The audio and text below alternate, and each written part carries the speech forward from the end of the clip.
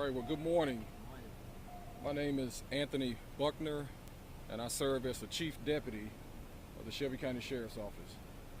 So this morning, just before 7 a.m., a deputy on patrol was involved in a crash with a citizen. Preliminary information suggests that a citizen pulled out in front of the deputy, which initiated the accident. A second deputy, responding to the first deputy's crash, was also involved in a crash. And preliminary information suggests on that crash, a vehicle also pulled out in front of that deputy. We're going to talk about two different deputies right now. The first deputy is listed in non-critical condition.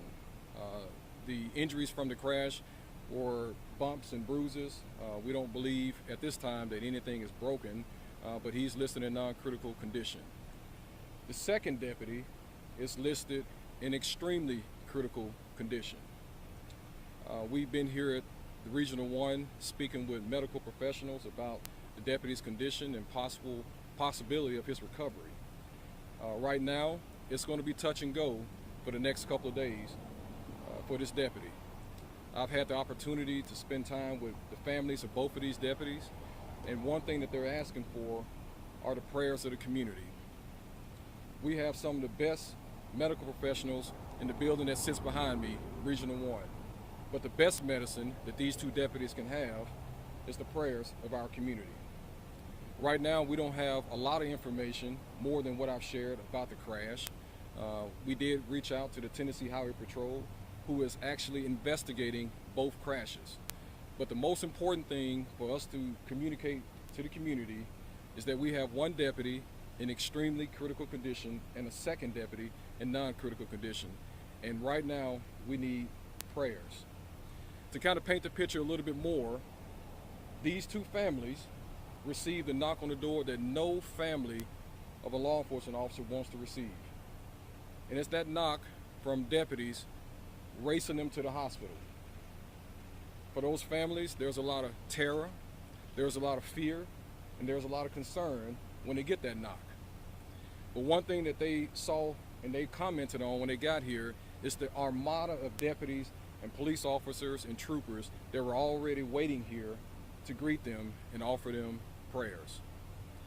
And so one thing that I would share again from the family is that we're pleading with the community to pray for these deputies.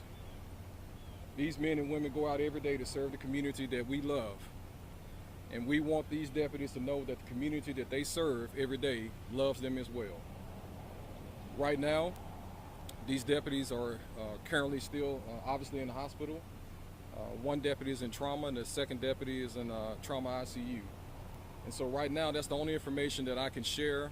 Again, the accident is being investigated by the Tennessee Highway Patrol. And our focus right now is on the medical condition of these deputies. And with that, I would take a few questions.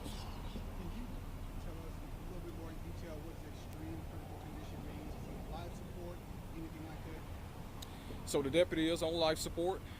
They're using some medical intervention to try to sedate him as best they can while they monitor him for the next 2 days. As the doctors shared with us, the next 2 days are going to be touch and go, and that they're going to be monitoring him very closely to see how his condition improve or declines. Obviously, we're praying that the deputy's condition will improve.